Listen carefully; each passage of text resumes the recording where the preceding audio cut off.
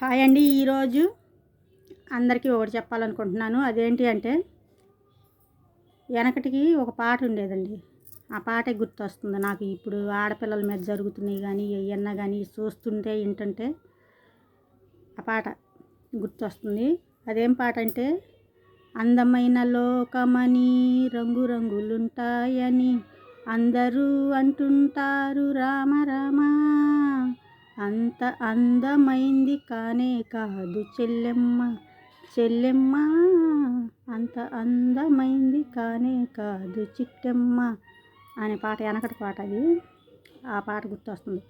అందమైన లోకం, రంగురంగుల ప్రపంచం అనుకోవటానికి లేకుండా పోయింది. అసలు ఆడవాళ్ళు కాలు బయట పెట్టాలంటేనే భయపడే రోజులు వచ్చినాయి అనిపిస్తుంది జరుగుతున్నాయి అన్నీ చూస్తుంటే. అసలు ఎటు నుంచి ఏ డాగ కన్నొచ్చి తనను చూస్తాయో, ఎటు నుంచి ఏది వచ్చి పడిద్దో అని భయపడాల్సి వస్తుంది. ఎవరైనా ఆడవారు బయటికి అడుగు పెట్టాలి అంటే, ఉద్యోగానికి కానివ్వండి, చదువుకు కానివ్వండి, లేదంటే ఏదైనా పని కానివ్వండి, ఏదైనా కానీ ఆడవారు కాలు బయట పెట్టాలంటే చాలా భయపడాల్సి వస్తుంది. వాళ్ళు ఎవరో తెలియదు, వాళ్ళ ముక్కు మొహం తెలియదు, అయినా కానీ మనం ఎందుకనో ఏమో తెలీదు, ఎవరి దాకా ఎందుకు వీడియోలు చేస్తున్నారు ఆడవాళ్ళు. చాలామంది ఇలాగే వీడియోలు చేస్తున్నారు. వాళ్ళ ముక్కు మొహం తెలియదు, ఏమీ తెలియదు, అయినా బ్యాడ్ కామెంట్లు.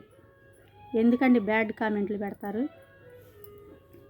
వాళ్ళే అసలు వీళ్ళెవరో వాళ్ళకి తెలియదు, వాళ్ళెవరో వీళ్ళకి తెలియదు. మనం ఒక మనిషి కొంచెం ఎదుగుతున్నారు అంటే పక్కనే ఉండి లాగి కింద పడేయాలని చూసేవాళ్ళు చాలామంది ఉంటారు. వాళ్ళకి మనకి ఏ శత్రుత్వం ఉండదు, అయినా కూడా కిందకి లాగాలని చూస్తారు. ఎటు నుంచి ఏ బురద జల్తారో అని కూడా భయపడాల్సి వస్తుంది అన్నమాట. ఎందుకంటే మన ఎదుగుదలను చూసైనో, లేకపోతే కనీసం సంతోషంగా ఉండా వారం లేని వాళ్ళు కూడా ఉంటారనమాట.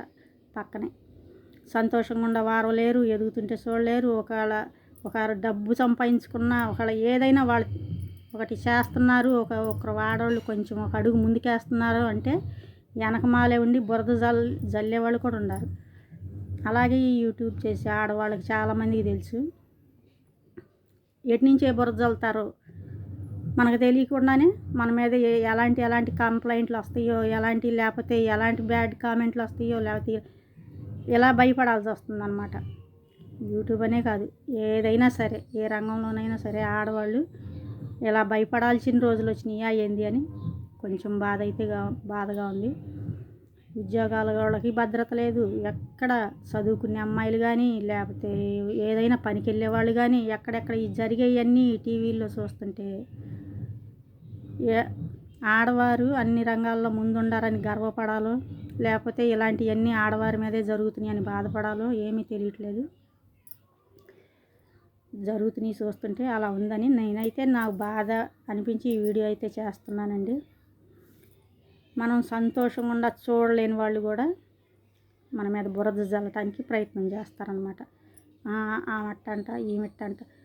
మన సొంత అన్నల తమ్ములతో బయటికి వెళ్ళి పక్కన మాట్లాడినా కూడా వాళ్ళకి ఏదో ఒకటి అంటగట్టి వీళ్ళు ఇలా అంట, అలా అంట, ఇలా అంట, అలా అంట అని మీడియాల్లో అటు ఇటు ఇక వాళ్ళు ఇష్టం వచ్చినట్టు చేసేస్తున్నారనమాట. అలాగే చాలా చాలా జాగ్రత్తగా ఉండాల్సిన రోజులేమో అనిపిస్తుంది నాకు ఆడవాళ్ళు. దీనికి మీరేమంటారు? కామెంట్ అయితే ఎటు చేయర్లే కానీ ఒక లైక్ అన్నా చేయండి. నాకు మంచిగా మాట్లాడటం తెలీదు, అంతగా రాదు కాబట్టి చెప్తున్నాను. రాదు. ఆడవాళ్ళ గురించి చాలా చాలా భద్రత తక్కువగా ఉందేమో అని నేను అనుకుంటున్నాను. ఎందుకంటే నిన్న డాక్టర్ గారు అమ్మాయి ఇలా చనిపోయింది అని టీవీల్లో వింటున్నాము. అలాంటి వాళ్ళు ఇంకెంతమందో ఇప్పుడు టీవీల్లో చూస్తున్నాయే కాకుండా ఇక తెర వెనక ఇంకా ఎంతమంది జరుగుతున్నాయో తెలియని ఇంకెన్ని ఉన్నాయో, తెలిసినయే వింటున్నాం. తెలియకుండా ఇంకెక్కడెక్కడ ఏమేమి జరుగుతున్నాయో కూడా తెలియట్లేదు.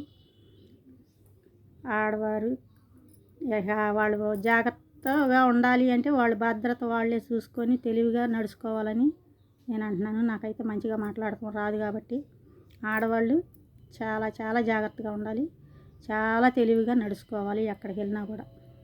ఇదే నేను చెప్పదలిచాను. ఈ వీడియో నచ్చితే ఒక లైక్ చేయండి. నాకు మటుకి ఇవన్నీ టీవీలో చూసి విని చాలా బాధ అనిపించి ఈ వీడియో చేస్తున్నాను. అసలు మనకి వాళ్ళకి ఏ సంబంధం లేకపోయినా, అసలు వాళ్ళెవరో మనకి ముక్కు మొహం తెలియకపోయినా పక్క నుండి బురదలు చల్లుతారండి. ఆడవారు అలాంటి విషయాల్లో చాలా జాగ్రత్తగా ఉండాలి. ఇంతేనండి నేను చెప్పదలిచింది. నాకైతే మంచిగా చెప్పానో లేదో తెలియదు, కానీ ఆడవాళ్ళు జరుగుతున్న విషయాలను గురించి బాధ కలిగి ఈ వీడియో అయితే చేశాను.